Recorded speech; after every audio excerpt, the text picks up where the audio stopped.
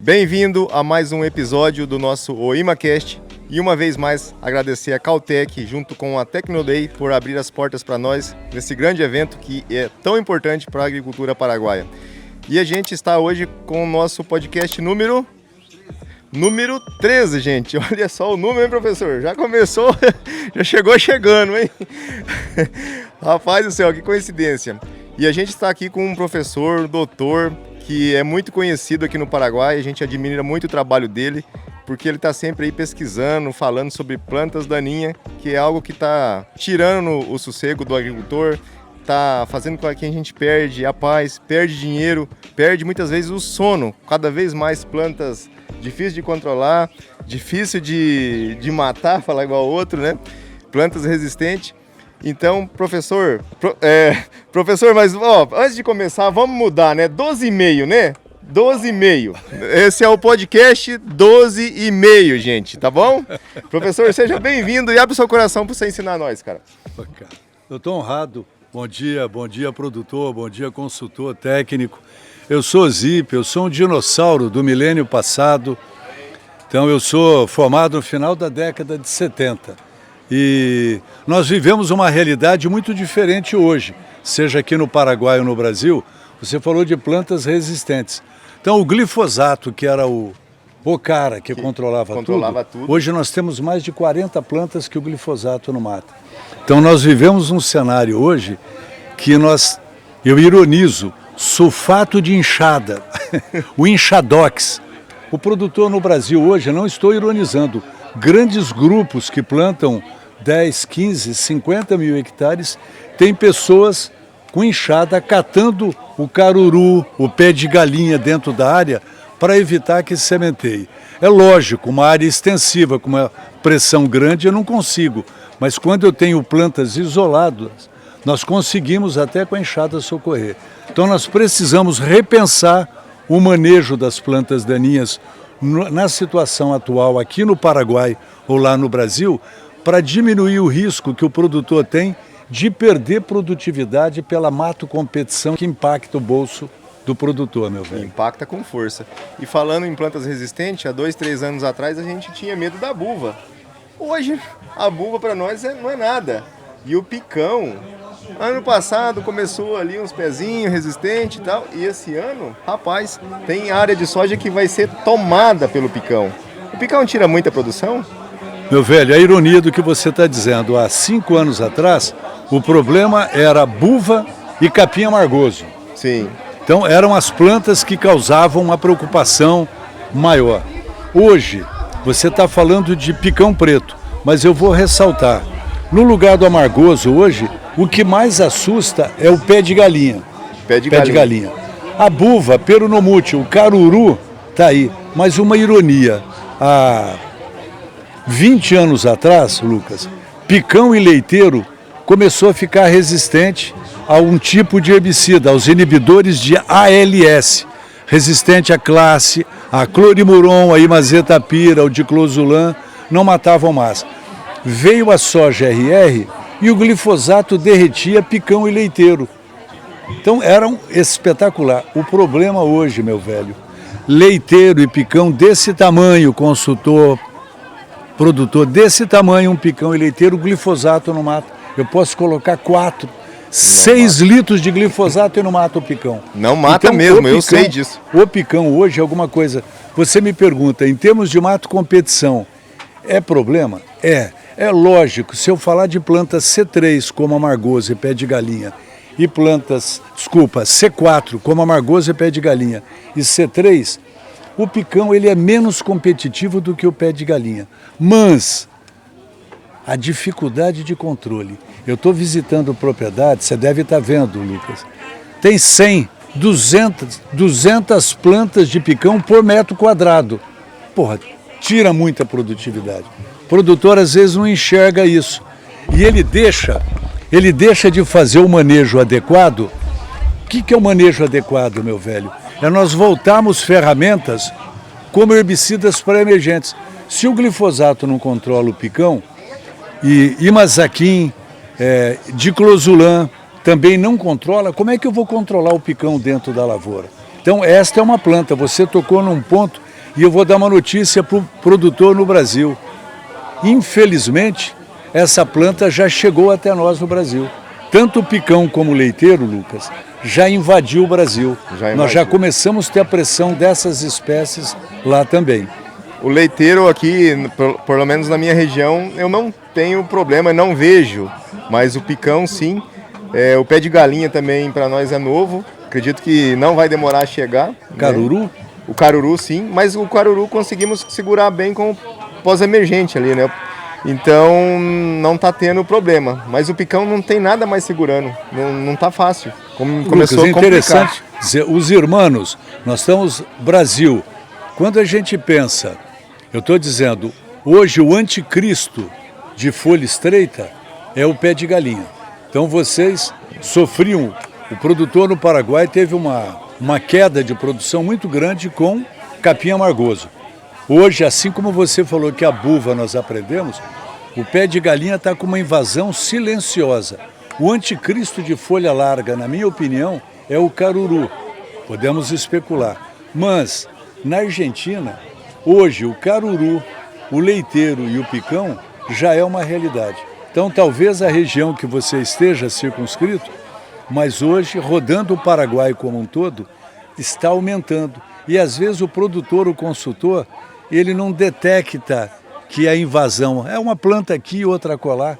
Aquela planta vai produzir semente. Uma planta de caruru tem de 400 a 600 mil sementes. É muita semente. Uma planta de pé de galinha tem 60.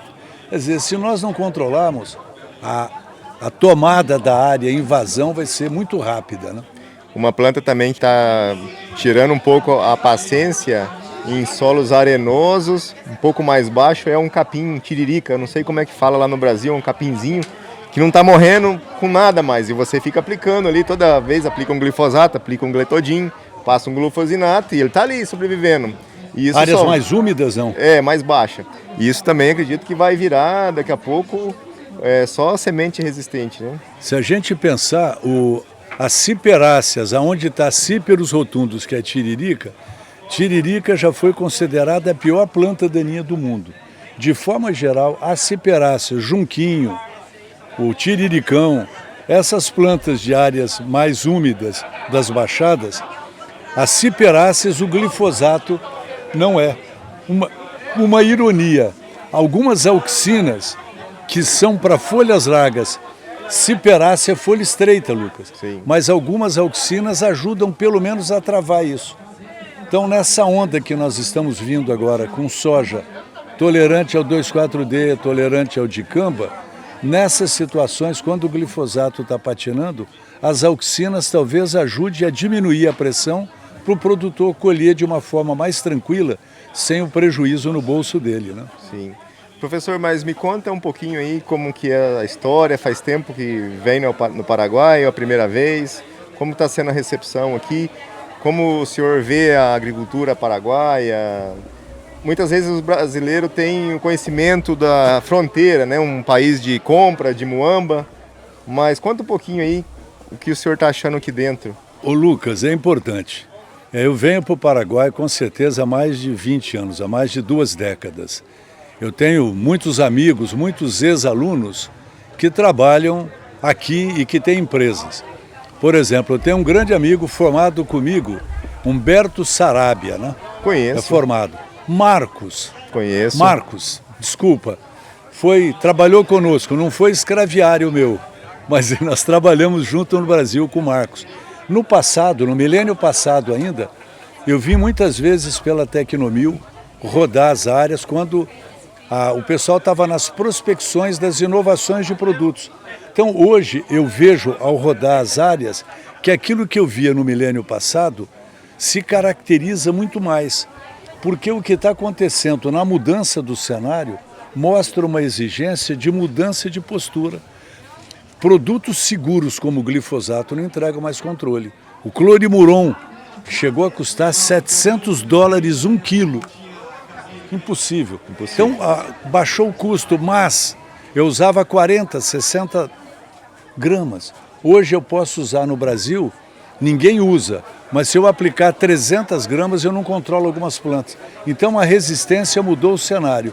E o que eu vejo ao voltar para o Paraguai a cada ano é que o produtor, que os consultores e principalmente as empresas têm esta preocupação com a sustentabilidade. Se eu posso complementar de uma forma racional e objetiva, no cenário atual, seja no Paraguai, na Argentina, até 2 anos eu estava numa consultoria na Bolívia com alguns amigos. Então posso englobar a Bolívia nisso que eu estou dizendo. A quebra de paradigma. Se você me dissesse, prof, você tem 2 minutos para finalizar. Eu gastaria 2 minutos, Lucas, falando de herbicidas pré-emergentes, herbicidas no solo. Porque na pós-emergência, nós temos uma resistência já comprovada e caracterizada. Em contrapartida, quando eu falo de herbicidas que eu aplico no solo para controlar a semente, a resistência é muito baixa. Só que nós temos uma resistência do produtor de não querer usar o produto pré. Então eu me permito, como eu dei aula há mais de 15 anos de agroecologia, Lucas, eu sou um pouco médico monstro, né? Sim. Trabalhava com os químicos, os venenos, como dizem, eu trabalhava com o controle biológico. Eu entendo que no cenário atual, nós temos que ter uma convivência racional, salutar. O produtor ele não adere ao pré-emergente, Lucas, porque ele tem medo do dano que o herbicida pode causar. Ah, eu tenho o prejuízo da competição do picão que você falou, mas se eu usar sulfentrazone, eu vou ter queda de produtividade pelo dano do sulfentrazone. Então isso é um dos motivos, o custo. Tem alguns senões, por que não aumentar o pré-emergente? Mas tem um detalhe, para tudo tem luz no túnel e não é o trem. Então é possível o produtor hoje pensar como ele se prevenir desses danos. As soluções, as chamadas biosoluções, os produtos biológicos, eu entendo que ele complementa. Se eu preciso utilizar herbicidas que controlem o mato na pré, e alguns produtos podem, se eu errar a dose num solo mais arenoso, eu causar um dano, por que não eu proteger a semente? Por que não eu usar um mitigador, um produto biológico que prepare a planta para aquilo? Professor, o senhor não está entendendo, eu já apliquei e o dano aconteceu no campo. Tudo bem, Lucas. Será que nós não temos soluções biológicas para estimular? O Brasil, nós chegamos em algumas situações do pessoal aplicar melado de cana na cultura da soja como uma forma de recuperar.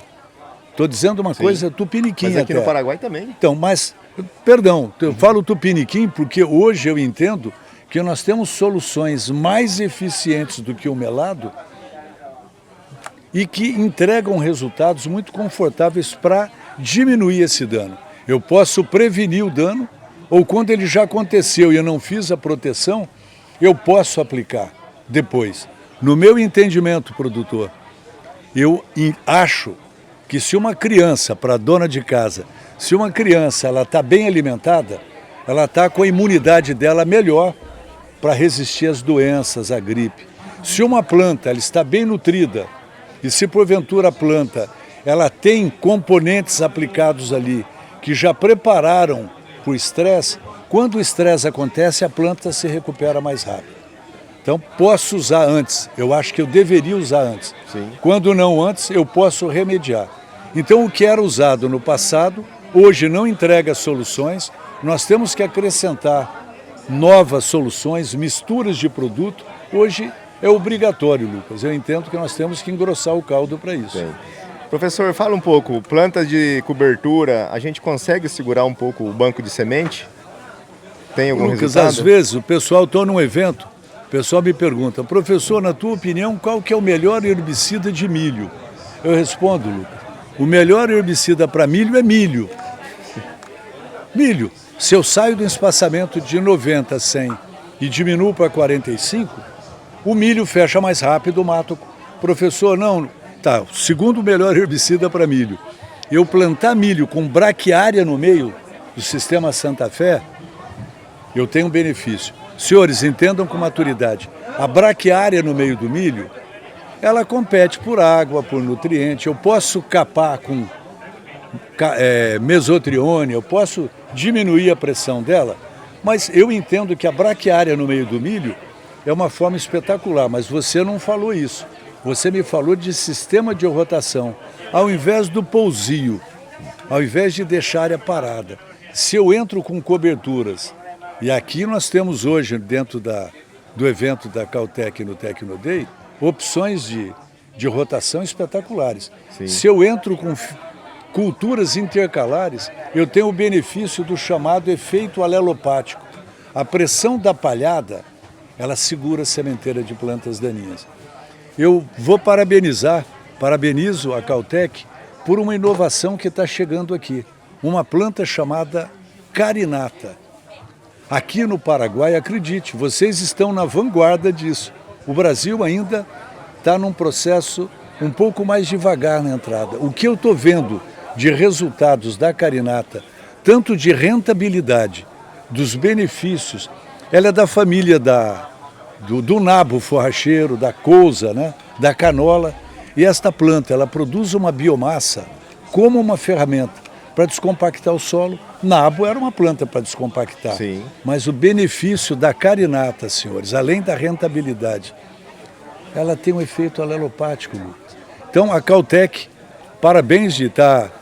foi a empresa, acho que hoje, quem está capitalizando todo o benefício da carinata está sendo a Caltech aqui.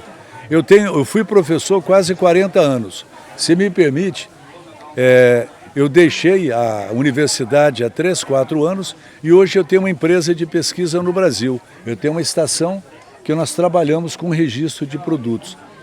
E a estação Dacheng que eu tenho no Brasil, nós estamos vindo junto com a Caltech, com o Lucas, com o Breno, com o Léo, nós estamos vindo como estação Dacheng para trabalhar aqui na fazenda do Léo, para nós prospectarmos.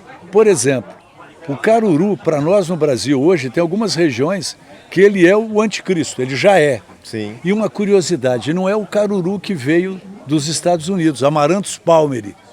O Amaranthus que está presente é o Amaranthus híbridos, que não tem o que controla. Me parece, Lucas, que a carinata pode ter um potencial alelopático. Eu estou especulando, eu sou um pesquisador, eu trabalho com isso. Nós vamos estar trabalhando junto lá na estação experimental da Caltech, junto com o Pedro, nós vamos estar testando opções de herbicidas, mas também qual que é a vantagem de eu ter carinata. Eu consigo reduzir a pressão do picão, eu consigo reduzir o pé de galinha e eu quero aprender para levar para o Brasil.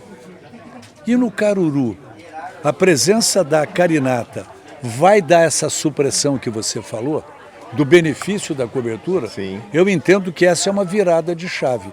Ao invés de pousio, produtor, faça investimento numa cobertura. O senhor falou ali de milho Sistema Santa Fé. Faço há 4 anos, aprendi muito e pelas redes sociais, mostrando o dia a dia do Sistema Santa Fé, a poda química, aqui a gente fala poda química, os resultados que teve, eu na minha região e grande parte do país, hoje eu vejo que existe muito o Sistema Santa Fé e graças ao que eu estudei ali também, com a ajuda de outros engenheiros agrônomos, outro engenheiro, e a gente chegou num bom resultado, inclusive meu pai, que não fazia, né? Muitos vizinhos, hoje a nossa região é tomada pelo Sistema Santa Fé e é muito nítido a produção de soja. Pode ser que tire um pouquinho da produção de milho, cara, mas eu acredito que não faz sentido. Se perdemos um pouquinho ali, conseguimos colocar raiz no solo, palhada no solo, biodiversidade de raiz, tantas coisas positivas, né? E agora escutando o senhor falando assim, eu me senti até feliz por saber que eu sou assim 100% milho com braquiária. Sistema Santa Fé. E eu antes conheci aqui uma nova braquiária também que está vindo, a Nambus, eu esqueci o nome dela agora. E eu já quero provar também, fazer ali os testes. Mas, professor, deixa para nós aí uma mensagem do coração para incentivar esses jovens agricultores que estão aí perdidos com planta daninha, que não sabe o que fazer. Vai servir até para mim, que estamos todo mundo no mesmo barco, eu acho, cara. Ajuda nós aí. Ô Lucas, primeiro, parabéns de quebrar um paradigma. Eu sou um idoso, eu sou um avô e pai, né? Sei não, é essa mentalidade dele, acho que... Parabéns. Primeiro de você conseguir convencer aos mais experientes como eu. Vamos ouvir os jovens. Doutores, a quebra da braquiária no milho Uma área com braquiária no milho, eu colho sem pressão de caruru, de picão, de leiteiro, de pé de galinha. Uma área sem, eu colho e o mato está no meio. Produtor, uma mensagem final. Nós precisamos manejar plantas daninhas resistentes. Na minha opinião, a quebra de paradigma são os herbicidas aplicados no solo em pré-emergência, de forma racional. A pesquisa busca segurança. Até qual dose eu posso utilizar? Tem diferença entre os cultivares. A Cautec vai entrar agora nesse métier de buscar uma segurança nessa relação de sensibilidade. Então, herbicidas em pré é uma chave. Eu entendo que o controle biológico, as chamadas biosoluções, vem para dar um equilíbrio nisso. Ainda nós não temos herbicidas biológicos. Sulfato de enxada é o controle biológico, o rolo faca, a cobertura que você falou, é uma forma muito prática, Lucas, de você quebrar a competição. Inclusive, nós já fez dessecação pós-milho para soja somente com glifosato. Não é sempre, mas já aconteceu de ter áreas isoladas e a gente não precisou entrar com hormonal. Fizemos um glifosato, depois um paraquat e plantou soja. Reduziu o custo, um monte, né? Mas, professor, muito obrigado aí pela presença. Eu estou feliz, honrado em poder entrevistar com minha pouca e humilde experiência, gente tão experiente como o senhor. Isso daqui para nós não tem preço, a gente está começando agora e vamos aprender muito. Se quiser deixar uma rede social, um número de telefone aí, se alguém quiser encontrar o senhor por aí. Obrigado, Lucas. Obrigado ao podcast. É muito bom, eu confesso que vir ao Paraguai, rever ex-alunos, amigos aqui, é extremamente prazeroso. E uma mensagem, senhores, não parem de estudar. Eu só sei que nada sei, viu, Lucas? Só sei que nada sei, eu sou um aprendiz. E eu espero, nos próximos tempos, poder, junto com a Cautec, estar caminhando. A estação nossa chama Estação Dachen, o meu Instagram é Robozip. Nós estamos lá, é um prazer voltar e, quiçá, a gente esteja em outros momentos até trocando figura de resultados de inovações que nós vamos estar desenvolvendo junto com a Cautec. Se Deus quiser, cara. O principal de tudo, chuva é a solução. Chuva é graça de Deus. Que Deus nos dê um ano abençoado de chuva e que o produtor colhe aquilo que ele merece. A Bíblia diz que o trabalhador é digno do salário. Lucas, ninguém trabalha mais do que nós no agro. Não tem carnaval, não tem Natal, Ano Novo. Não tem Isso feriado. É o sustento. Então que Deus abençoe o produtor no Paraguai, no Brasil, na Argentina, na Bolívia, e que nós consigamos tirar da terra, com o nosso suor, o fruto e a rentabilidade que nós merecemos. Obrigado. Professor, eu tenho um bordão que se chama OIMA, até se o senhor olhar aqui, né, OIMA. Então eu gostaria de fechar assim com OIMA. OIMA é um positivo, é um beleza? OIMA? OIMA!